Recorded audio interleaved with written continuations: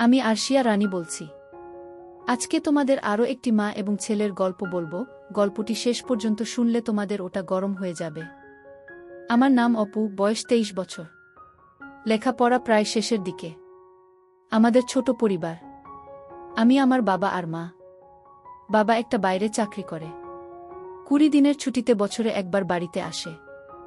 আমার মা কামিনী দেবী, ডাক নাম পলি, বয়স 40। মা আমাকে খুব খুব আদর করে, পাশাপাশি বিশ্বাসও করে।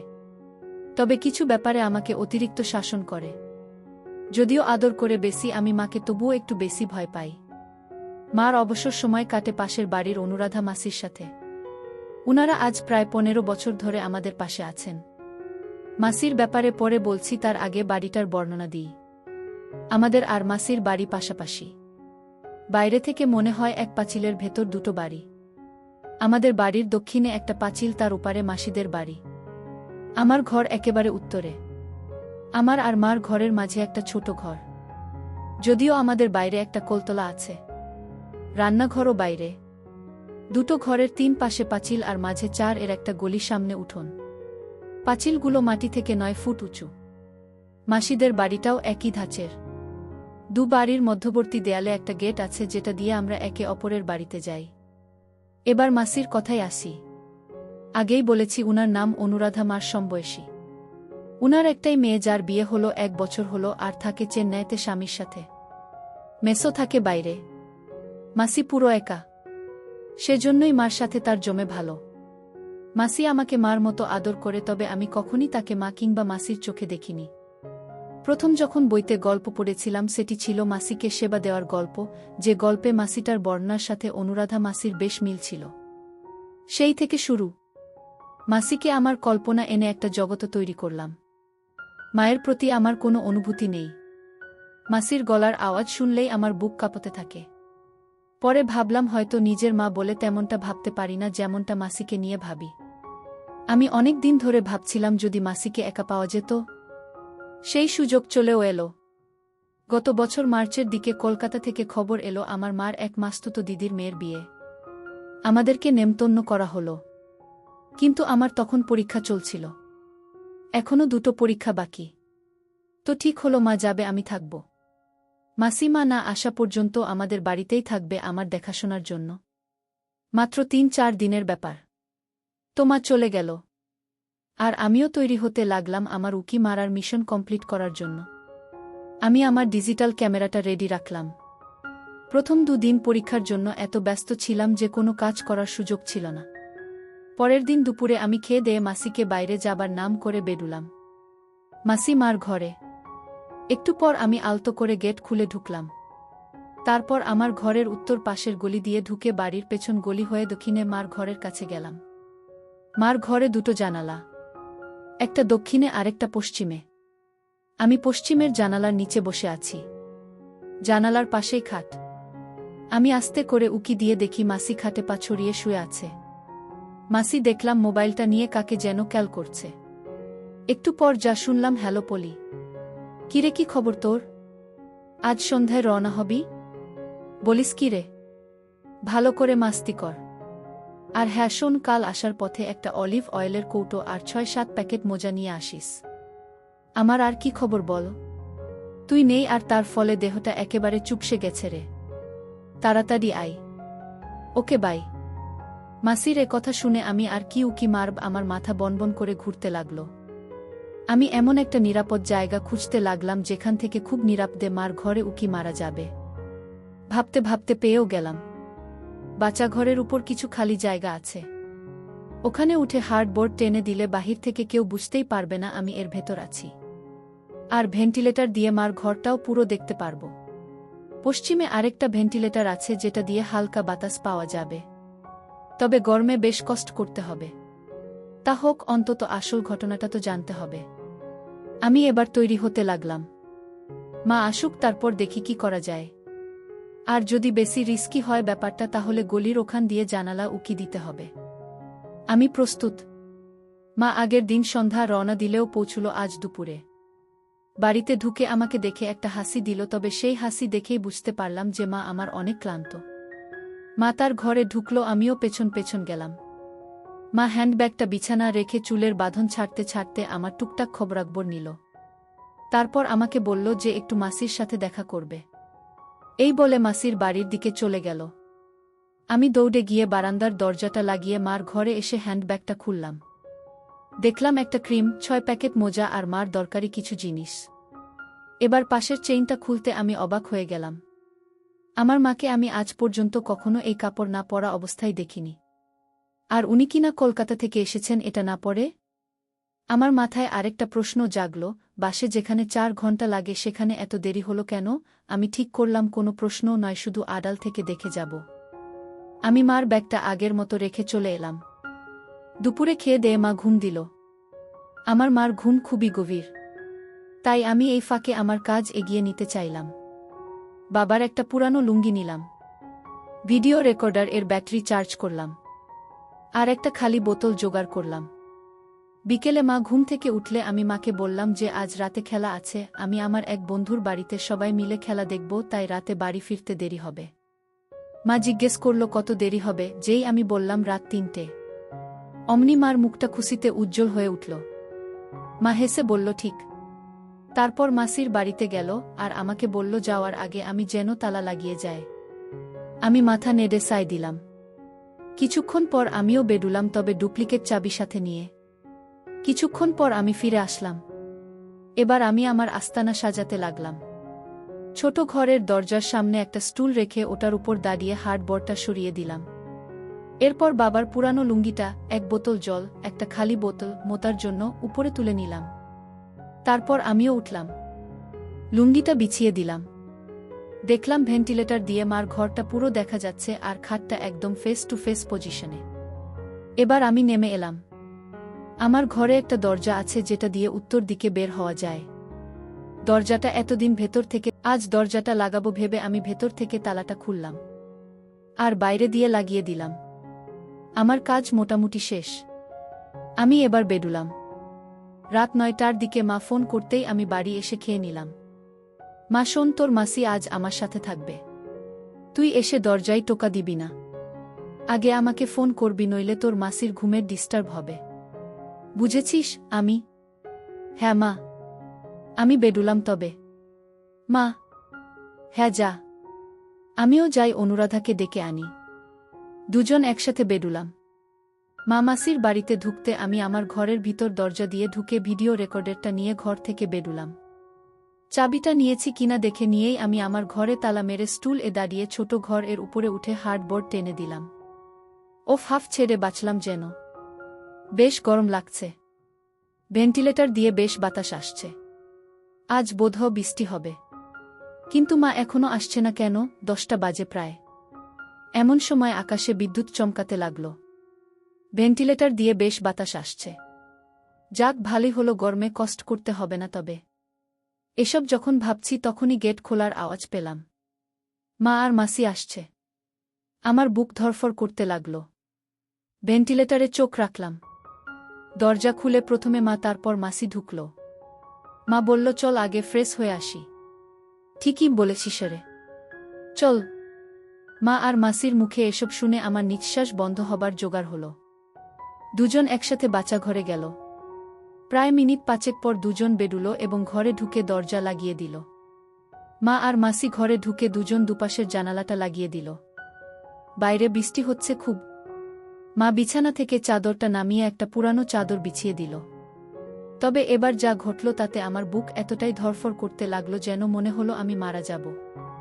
মা বলল হ্যারে দেখতো বারান্দার গেটে তালা লাগিয়েছি কিনা। মাসি বাইরে গেল।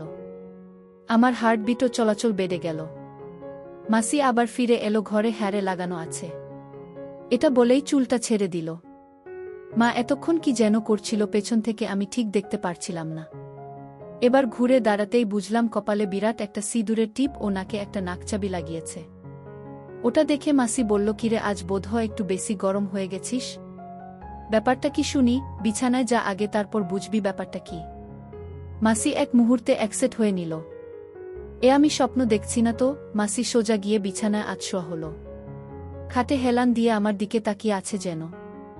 মাসি এবার মাকে হাঁক ছুডুল পলি, তোর হলো? এখনো কাপড় ছাড়িসনি তুই? আসছি বাবা, আসছি। মা বলল আজ অপু বাড়িতে নেই। সবে বাজে 10টা। এখনো হাতে 5.5 ঘন্টা বাকি। এত তারা কিসের? যদি আমার চোখ ভুল না করে থাকে তবে এটুকু বলতে পারি চুল ছেড়ে দেওয়ার সাথে সাথেই মাকে ঘাতক মুভির বিন্দু মাসির মতো লাগছে। আমি মার থেকে চোখ ফেরতে পারছি না। মা এবার মাসির পাশে গিয়ে শুল। মাসি। হ্যাঁ রে, এবার বল। মা তুই তো জানিস আমার যে দিদির মেয়ের বিয়ে হলো উনার একটাই ছেলে একটাই মেয়ে। তো মেয়ে এতদিন মুম্বাই ছিল, বিয়ের জন্য কলকাতায় এসেছে আর ছেলেটা কলকাতাতে থাকে। এই ধর অপুর বয়সী। উনাদের বিরাট বাড়ি, বেশ পয়সাওয়ালা বুঝলি। আমকে তো বিয়ের অনুষ্ঠানের সব পোশাক উনারাই দিয়েছেন। এবার আসি আসল ঘটনায়। আমি যেদিন গেলাম তখনও তেমন আত্মীয় এসে পৌঁছায়নি। দিদি তো খুব খুশি। ওর ছেলেটা মানে জয় আমাকে দেখে আরও খুশি। ছেলেটার গড়ন ঠিক আমাদের অপুর মতন বুঝলি। তো ওখানে থাকতে গিয়ে একটা ব্যাপার খেয়াল করলাম, জয় প্রায় সারাক্ষণ আমার আশেপাশেই ঘুরঘুর করে। আমি অতটা গুরুত্বের সাথে দেখিনি ব্যাপারটা। তো এভাবেই চলছিল। ঠিক ওই দিন সন্ধ্যা হতেই অন্য আত্মীয়রা আসতে শুরু করল। দিদির যা ছিল 2 জন। তোকে কি বলবো, দুটোই আগুন। মাসি। কেন রে মা? আর বলিসনে এসেই দেখলাম তার 2 জন দুটো জয়কে নিয়ে কোথায় যেন গেল। পরে জানতে পারি জয়ের কাছ থেকে ওরা তখন সেবা নিচ্ছিল। মাসি। কি বলিস তুই? মা, তবে আর বলছি কি? ওটা পরে বলবো, এবার শোন ঘটনা। বিয়ের দিন দিদি আমাকে নিজে সাজিয়ে দেয়। অনেকেই আমার দিকে আজ চোখে দেখছিল, এমনকি মহিলারাও আমার দিকে তাকাচ্ছিল। তো একসময় আমি মানিয়ে নিলাম। হঠাৎ দিদি এসে বলল, পলি দেখতো জয় কোথায়? ওকে পেলে বলবি আমি ডাকছি। আমি জয়কে খুঁজতে লাগলাম সারা বাড়ি। কোথাও না পেয়ে গেলাম ছাদে। ওকে যেই ডাকবো তখনই খেয়াল করলাম ও ফোনে কার সাথে যেন কথা বলছে। আমি ভাবলাম কথা শেষ হলেই ডাক দেব, তাই দাঁড়িয়ে রইলাম। হঠাৎ শুনি ও বলছে, হ্যারে কঠিন জিনিস। মার কেমন এক বোন হয়। হ্যারে আজ 2 দিন ধরে তো তাকে ভেবেই পানি ফেলছি। দেখা যাক কি হয়। বাই। এটুকু শুনেই আমি বুঝে ফেললাম ও কার কথা বলছে। আমি এমন একটা ভাব করলাম যেন এই মাত্র এসেছি, জয় তোকে দিদি ডাকছে। জয় কিছু না বলে আমার দিকে একবার তাকিয়ে চলে গেল। আমি একলা ছাদে দাঁড়িয়ে ওর কথাগুলো ভাবতে লাগলাম। মাসি। কি? মা, বলছি তো দাদা একটু জল খেয়ে নিই। মা জল খেয়ে আবার বলতে শুরু করলো। আমি ভাবতে লাগলাম তবে কি জয় আমাকে সেবা দিতে চায়? পাশাপাশি এও ভাবতে লাগলাম স্বামী থাকে অনেক দূরে। বছরে কটা দিন আমার কপালে জোটে, তাও সেটা আমার জন্য যথেষ্ট নয়। অনেকেই তো অনেক কিছু করে বেড়ায়, কেউ জানে না বলে তারা সতী নারী হিসেবে পরিচিত হয়। তাহলে আমাকে যদি কেউ কাছে চায় তো আমি কেন সাড়া দেব না? আমারও তো একটা খিদে আছে। এটা চিন্তা করেই আমি সিদ্ধান্ত নিলাম যে জয়কে দিয়ে সেবা নিব, যেই ভাবা সেই কাজ। ততক্ষণে আমার ভেতর একটা খিদে জেগে উঠেছে। সেদিন পুরোটা সময় আমি জয়কে টিচ করেছি, ওর সামনে দুলিয়ে হেঁটেছি। আর পরের দিনগুলোতে তো বাগান দেখিয়ে দেখিয়ে ওর অবস্থা খারাপ করে দিয়েছি। তো পরদিন আমি বাড়ির উদ্দেশ্যে রওনা হব। দিদি কিছুতেই আমাকে একা ছাড়বে না, তাই বলল যে জয় আমার সাথে যাবে। তো এটা শুনে আমি একটু মজায় পেলাম। আমি বেশ ছেনালি একটা সাজ দিলাম। আমরা শেষ বিকেলে বের হলাম। বাস স্টপে গিয়ে জয় টিকিট নিল। পরে বাসে উঠে দেখি একদম পেছনের 2 জনের একটা সিট। আমি তো বুঝতে পেরেছি। আমি একটা ছেনাল হাসি দিয়ে বললাম, খুকিরে বেছে বেছে একেবারে পেছনের সিট নিলি যে? জয় বলল, পেছনে নাকি ঝামেলা কম। আমি একটা হাসি দিয়ে জানালার পাশে বসলাম। আমাদের সামনে এক জোড়া বুড়ো মহিলা আর বামে তাদের সাথের বুড়ো লোকটা ছিল। তো বাস ছেড়ে দেয়ার কিছুক্ষণ পর এ পাশের বুড়টা ঘুমিয়ে পড়ল। আমি জানালা দিয়ে বাইরে দেখছিলাম, কিন্তু আর চোখে দেখি জয় চোখ দিয়ে গিলছে। আমি একটু নড়াচড়ার ভান করে শাড়িটা একটু টেনে নিলাম। এখন বাঁ দিকেরটা পুরোটাই দেখা যাচ্ছে। আর চোখে তাকিয়ে দেখি জয়ের ফুলে ফুলে উঠছে। হঠাৎ গাড়িটার গতি কমে আসলো একটা পেট্রোল পাম্পে ঢুকল তেল নেয়ার জন্য। আমি বাস থেকে নামলাম বাচ্চাঘরে যাব বলে। তখন সন্ধে প্রায়।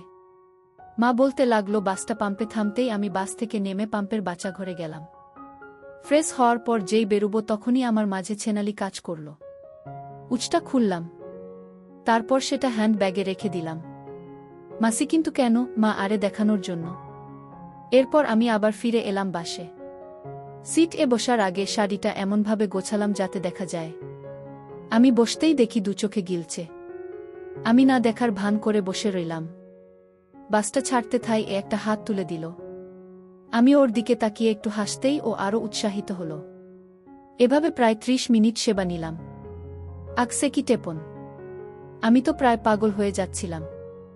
হঠাৎ সে বলল, মাসি তৈরি হও, আমরা নামব। নামব মানে? মাসি কথা বলো না তো, যা বলছি করো। আমাকেও যেন কি পেয়ে বসেছিল। আমি নিজেকে গুছিয়ে নামার প্রস্তুতি নিলাম। কোথায় নামছি, কেন নামছি কিচ্ছু জানি না। বাসটা একটা ছোট টাউন এসে থামল। আমরা নেমে পড়লাম। আমি ওকে জিজ্ঞেস করলাম আমরা কোথায় যাব আর বাস থেকে নামলামই বা কেন। ও বলে কিনা আমরা বাস এর ভেতর যে টেস্ট ম্যাচ শুরু করেছিলাম সেটার তো দ্বিতীয় ফরম্যাট খেলতে নেমেছি। আমি অন্যদিকে মুখ ফিরিয়ে হেসে দিলাম। এবার আমরা বড় রাস্তা পার হয়ে একটা ছোট রাস্তা ধরে এগোতে থাকলাম। কিছুক্ষণ হাঁটার পরে একটা রেল স্টেশন দেখতে পেলাম। স্টেশনটার উল্টো দিকে একটা পাঁচিলে ঘেরা বাড়ি। জয় একটু দূরে গিয়ে কাকে যেন ফোন করল, আর কিছুক্ষণের ভেতর একজন ৪৪ বছর বয়সের মহিলা দরজা খুলে আমাদের ভেতরে নিয়ে গেল। বাড়িটিতে আমরা ছাড়া আর কেউ নেই। আমি জয়কে বাড়িটা কার জিজ্ঞেস করতেই ও শুধু বলল, অত জেনে লাভ নেই। আমরা বিরাট একটা ঘরে ঢুকলাম, যার সাথে এটা ছোট ঘরও আছে। ঘরে ঢুকে দরজা লাগিয়ে দিল, তার আগে ওই মহিলাটিকে কি যেন বলল। এরপর ও ছোট ঘরে গিয়ে ফ্রেশ হয়ে এলো। আমিও ফ্রেশ হয়ে বেরিয়ে এলাম। ও আমাকে রেখে কিছুক্ষণের জন্য বাইরে গেল, আর আমিও এই সময়টা কাজে লাগলাম। মাসি কিভাবে বলো না রে? মা বলছি বাবা। আমি হ্যান্ডব্যাগ থেকে লিপস্টিক বের করে গাঢ় করে লাল লিপস্টিক আর চোখে একটু কাজল দিয়ে নিলাম। ঘরে একটা আয়না ছিল, ওটাতে দেখে নিজেকে বেশ সুন্দরী মনে হলো। তাও ভাবলাম কিছু একটা বাদ পড়েছে। আমি তখন আমার ব্যাগ খুলে একটা নাকচাবি বের করলাম। এই যে দেখছিস নাকচাবিটা, এটাই। ওটা নাকে দিয়ে আবার আয়নায় দাঁড়াতেই নিজেকে আরও মায়াবী মনে হলো। ঘড়িতে তখন রাত ৯টা। একটু পরেই দরজায় টোকা পড়ল। আমি দরজা খুলতে ও আমার দিকে হা করে তাকিয়ে রইল। আমি কোমরে ২ হাত রেখে একটু বেঁকিয়ে দাঁড়ালাম আর ওকে বললাম, কিরে ভেতরে আসবি না? ও কোনোমতে ঘরে ঢুকল। আমি দরজাটা লাগিয়ে ওর দিকে ঘুরতেই দেখি ও আমার দিকেই তাকিয়ে আছে। আমি খুব অবাক হচ্ছিলাম যে ছেলে বাসে এতক্ষণ ধরে আমাকে সেবা দিল, অথচ সেই এখন ভেবদা মেরে দাঁড়িয়ে আছে। আমি ওকে বিছানায় ধাক্কা দিয়ে বিছানায় ফেলে দিই। আমার দিকে এক দৃষ্টিতে চেয়ে রইল। আমি ওকে জিজ্ঞেস করলাম, কিরে অমন করে কি দেখছিস?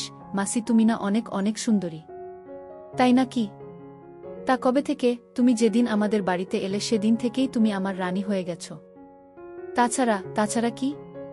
তাছাড়া আজ তুমি যে সাজ দিয়েছ তাতে তোমাকে সুপার ডুপার লাগছে।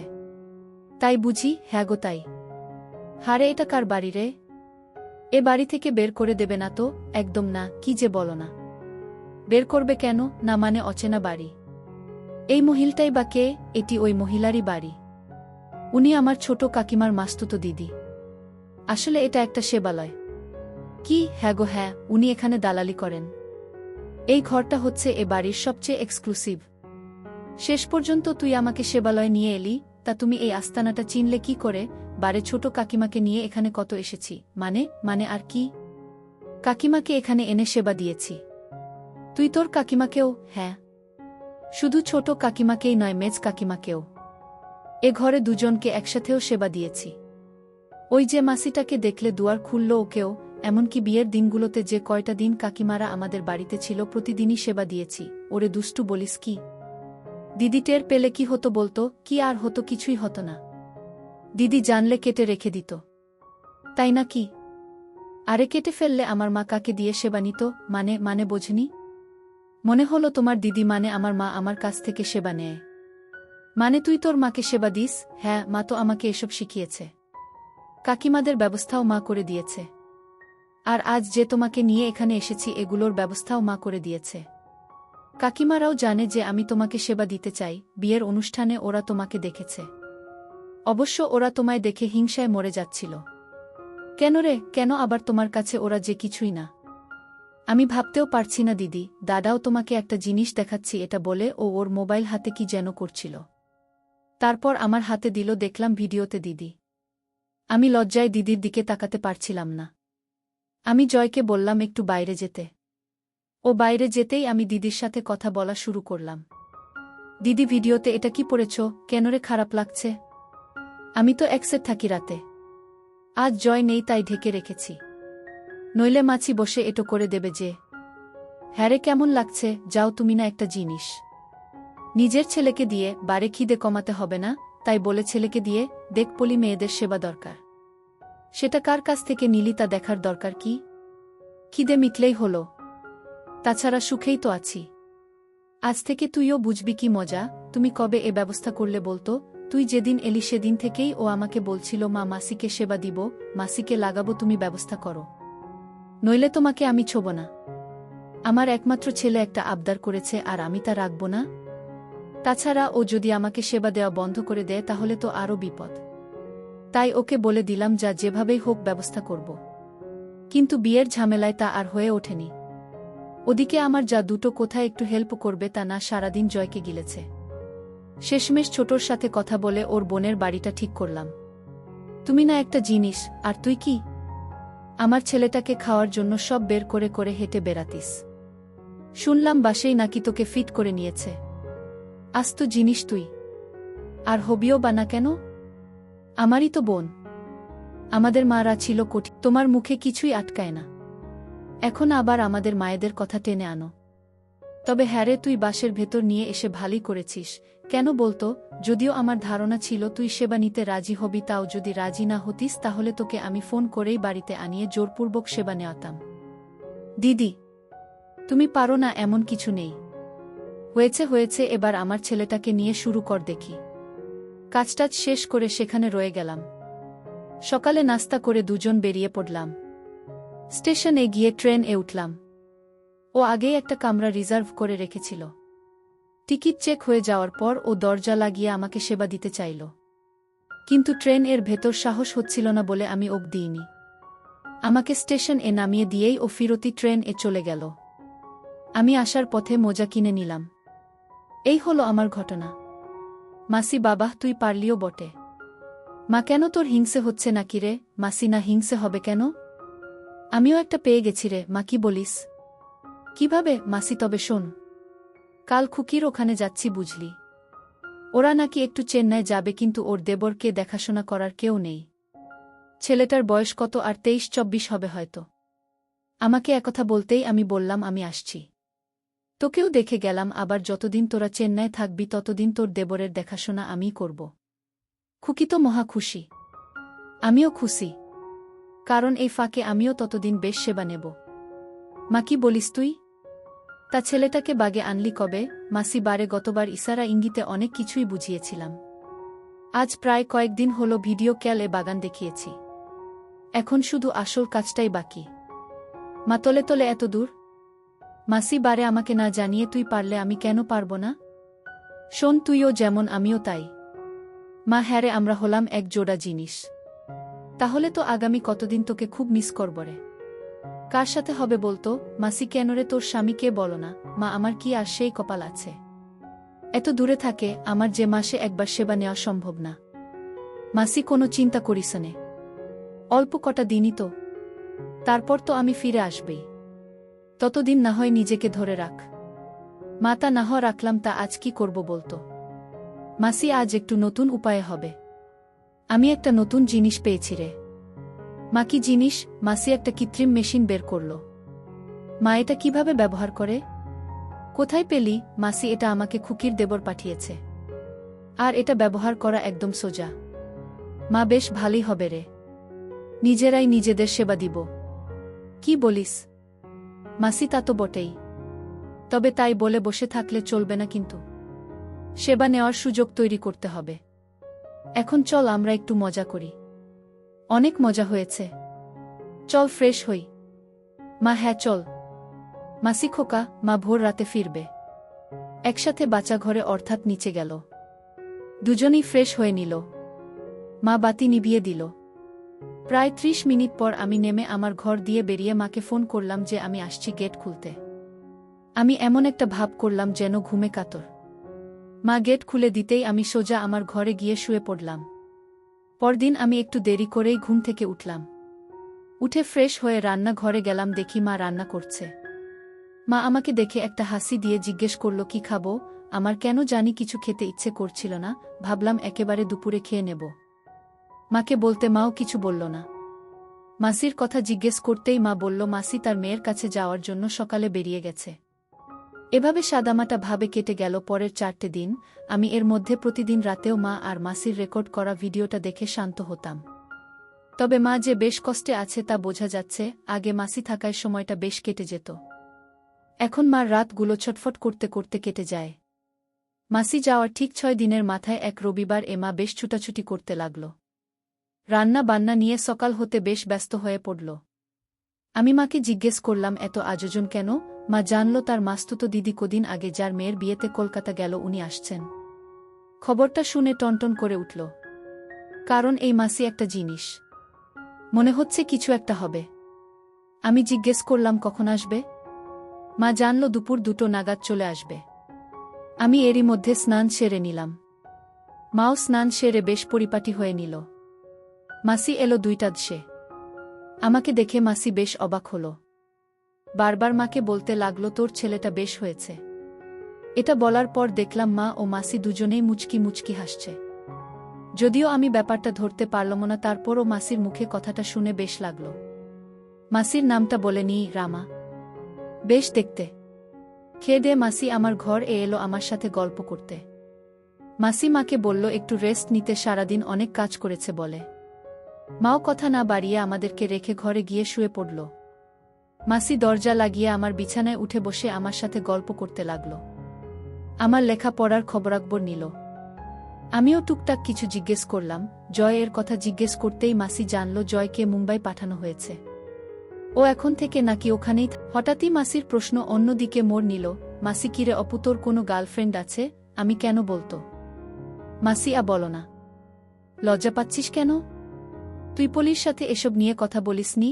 আমি মার সাথে। মাসি হ্যাঁ। কেন মাকে এসব বলা যায় না বুঝি? জয় তো আমার সাথে এসব বিষয়ে খুবই ফ্রি। তোর মাকে কি তুই ভয় পাস নাকি? আমি তা কিছুটা পাই। মাসি আমাকে মনের কথা বলতে পারিস, ভয় পাওয়ার কিছু নেই। বলো না তোর গার্লফ্রেন্ড আছে কিনা? আমি না নেই। মাসিও আচ্ছা ভালো। তা কাউকে মনে মনে পছন্দ করিস নাকি? আমি না, তেমন কোনো পছন্দ নেই। মাসি কি যে বলিস না, তোর মতো একটা ছেলের গার্লফ্রেন্ড নেই এটা কোনো কথা? কিভাবে কাটাস দিনকাল? জয় তো মেয়েদের ছাড়া থাকতেই পারে না। আমি জয়ের তো তোমার মতো একটা ফ্রেন্ডলি মা আছে, তাই ও এসব পারে। অবশ্য আমার মা যদি তোমার মতো হতো তবে আমিও পারতাম। মাসি তা কেমন মেয়ে তোর পছন্দ? আমি এই ধরো আমার চেয়ে বয়সে বড় মেয়েদেরকেই আমার বেশি পছন্দ। মাসি তোদের বয়সী ছেলেদের এই এক সমস্যা, শুধু বড় মেয়েদের দিকেই চোখ পড়ে তাদের। জয়েরও একই অবস্থা এখন দেখি তোরও। কে জানে কখন হয়তো বলে বসবি মাসি তোমাকেই আমার পছন্দ। হা হা হা। আমি সে তো কবে থেকেই আমি তোমাকে পছন্দ করি। মাসি বলিস কি? তা কবে থেকে আমাকে তোর পছন্দ? আমি একটু সাহস নিয়ে দুরু দুরু বুকে জুয়াটা খেলেই ফেললাম তামার মুখে। যেদিন তোমার অসাধারণ গুণের কথা শুনলাম সেদিন থেকেই। মাসি তা কি সেই গুণটা শুনতে পড়ি কি? আমি অবশ্যই পারো। আসলে মার কাছে তোমার আর জয়ের সম্পর্ক আর জয়ের জন্য মাকে ফিট করে দেওয়ার কথাটা শুনে আমি তোমার প্রেমে পড়ে গেছি। আমার কথাটা শুনে মাসি একটা ধাক্কা খেলেও দ্রুত সামলে নিয়ে বলল তোর যেখানে রাগ হওয়ার কথা সেখানে তুই আমার প্রেমে পড়লি কেন বলতো? আমি বারে পৃথিবীতে কজন মা পড়ে ছেলেকে এভাবে ভালোবাসতে? তোমার এই গুণটাই আমাকে আকৃষ্ট করেছে। মাসি একটা প্রশ্ন করি? আমি জানি তুমি কি প্রশ্ন করবে। তোমাকে আমি একটা ভিডিও ফাইল দেব আমার নিজের হাতে রেকর্ড করা, ওখানেই তুমি উত্তর পেয়ে যাবে যে কিভাবে আমি এ ব্যাপারগুলো জানলাম। মাসি আমার আরেকটা প্রশ্ন ছিল রে। আমি বলো না। মাসি তুই কি পলিকে মানে তোর মাকে? বুঝতেই পারছিস আমি কি বলতে চাইছি। আমি তোমার বক্তব্যটা কি শুনি মাসি। আমি মনে করি তোদের দুজনের মধ্যে এই সম্পর্কটা হওয়া উচিত। এতে দোষের কিছু নেই। আমি সহ আমাদের গ্রুপের প্রায় 10 জন নারী তাদের ছেলের সাথে এরকম সম্পর্কে জড়িয়েছি এবং সুখেই আছে। আমি আর জয়ও বেশ আছি। তাছাড়া তোর মার পক্ষে তোর বাবাকে ছাড়া দিন কাটানো বেশ কষ্টকর। তোর নিজের ব্যাপারটা দেখ। তুই বিয়ে করতে আরও প্রায় 7 বছর। এতদিন কিভাবে থাকবি? তোর আর পলির মধ্যে যদি ব্যাপারটা ঘটে তবে তুই অনেক শান্তিতে থাকতে পারবি। তোর বিয়ের সময় আসতে আসতে তোর মাও বেশ ঠান্ডা হয়ে আসবে। তাছাড়া তোরা একে অপরকে খুব গভীরভাবে ভালোবাসতে পারবি। সবচেয়ে বড় কথা হলো এটা খুবই নিরাপদ। জানাজানি হবার ভয় নেই এতে। বুঝেছিস আমি কি বললাম? আমি সবই বুঝলাম, কিন্তু মাকে এ কথা বলা আমার পক্ষে সম্ভব নয়। মাসি ধুর বোকা, আমি থাকতে তোর কোনো চিন্তা নেই। আমি এমনভাবে সব সাজাবো যে পলি নিজে তোর কাছে ধরা দেবে।